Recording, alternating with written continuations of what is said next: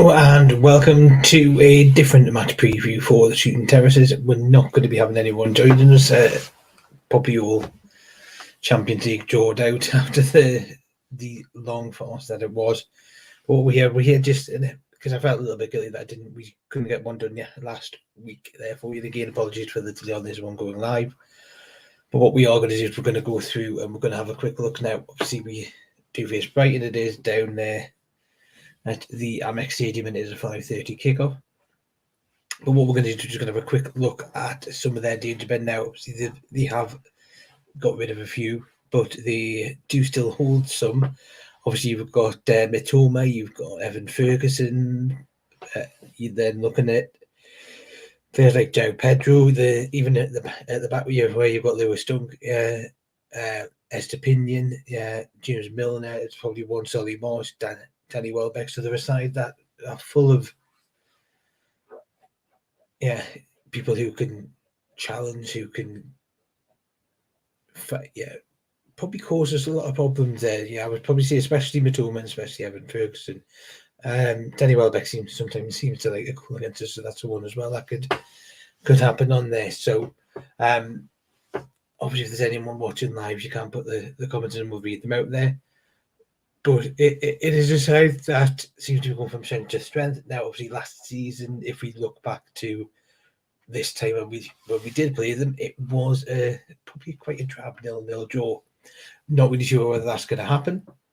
Again, like I said, if you do have, if anyone is watching and they do want to give their views on who they think the Brighton danger men are, please drop them in the comments and we'll do it. Obviously, as you can see, I'm all by myself. Everyone else is all Champions League drawed out, and they've decided, they may be partying it. Knowing fine well that they're going to be having Milanistas and Paris Ultras and the Yellow Wall all coming to St James's Park. So I said, if you've got your views, just come and let us know. What we'll do is we'll move away from that because they said it is a different Brighton side. Obviously, they have sold players. McAllister to Liverpool. Sorry, my mind's gone completely blank on transfers. So you're looking at that. Now, what we are going to do, because I'm not going to look at the home form because the home form is probably a little bit different. Obviously, that's the St James Park, so it's something that we're not going to really have. For us this time, it's going to be obviously at the Amex. It's going to be a 5:30 kickoff. It's going to be live on Sky. Turning off. I don't really want to be turning in Newcastle because it's not as good news as what we hope. But obviously, Sven Botman's got a very, very small chance of playing, so that is likely to mean that Dan Burn will be moving into the centre of the defensive two. Now, that means there's a question, what's going to happen at left back? Do we see Kieran Trippier move over there and Livramento go to right back? Do we see Livramento go and play there? Does Lewis Hall get his first start, or will it be Matt Targett? Given how we finished the game against Liverpool, you'd probably go with Matt Targett, but let's see where anyhow might spring a surprise. Obviously, Joe Linton's going to be injured, so it is going to be Bruno Tonali and Ian Brother. Will it be the youngster who has passed his allegiances to Scotland, which is Elliot Anderson, or will Sean Longstaff get that? Will you see Sean Longstaff, maybe sit in that more defensive role and give Tonali and Bruno a little bit more freedom? That's something that may work, and you may see, and it may actually help Bruno. So that's something that we will look at there. The question is, again, it's likely to be Isaac up front. Are we going to see Gordon on the left, or we're going to see him move to the right? Is Miggy going to play there? Or is Gordon going to go there? Are we going to start Harvey Barnes? These are all the things that we're going to be looking at. That unit, it will be Kieran Trippier at right back. It will be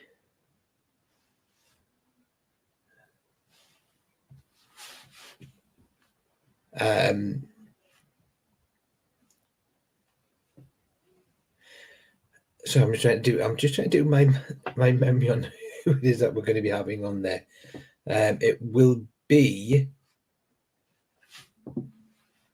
Trippier, Shaw, Burn, and I'm going to go Matt Target. I'm going to go safe with that one because I think that's probably where anyhow we'll go. We're then going to go to a midfield, which I'm actually going to say I think it's going to be Sean Long because I was going to be Tonali and it's going to be Bruno Guimaraes. I think he'll stick with Miggy just because it's Miggy, and Miggy does a lot of work defensively, which is what Eddie Howe wants. It's going to be Isa, and it's going to be Anthony Gordon. Obviously, normally we're at the stage now, and obviously this is normally quite a longer show, but obviously it is something where I am on my own. We are limited in that sense. So what you're probably likely to find is that I never do predictions, so you're never going to get a prediction from me. If you're watching and you have a prediction, certainly let us know that. But for me, it's going to be tough. It's going to be difficult. If you're looking at this game, it is one of those ones where we're looking at, given the two results that we've had against Man City and we've had against Liverpool, where you are going to be looking and going,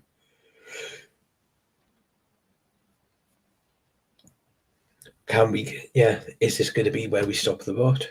Whether or not that's a draw away from home is normally, it can sometimes be good. Are we going to go there and get the win? Are we going to lose and is there going to be a panic from everyone else there? Those are they're all possible, when we go down to the Amex. De Zerbi is a very good, clever, and proven manager, which we've seen in the work that he's done. So fingers crossed.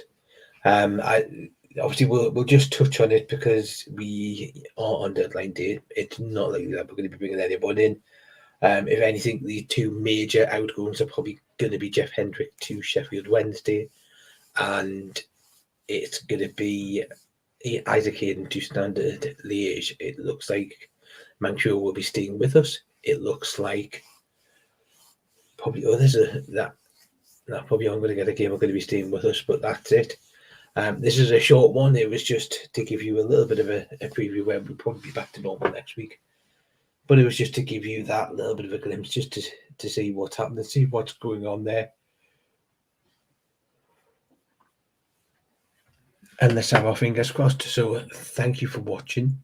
We will be back to normal from next week, hopefully, fingers crossed.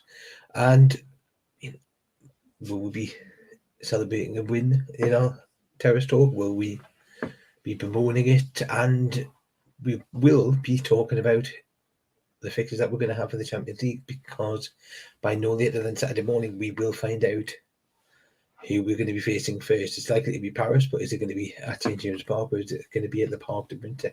You'll find out via our social media, but you'll also find out when we're talking about it next week, which will probably be Tuesday. So watch out for that. Fingers crossed for the weekend. Thank you. Apologies for the delays. Apologies for me rambling on my own. And we'll see you next week. Thank you and goodbye.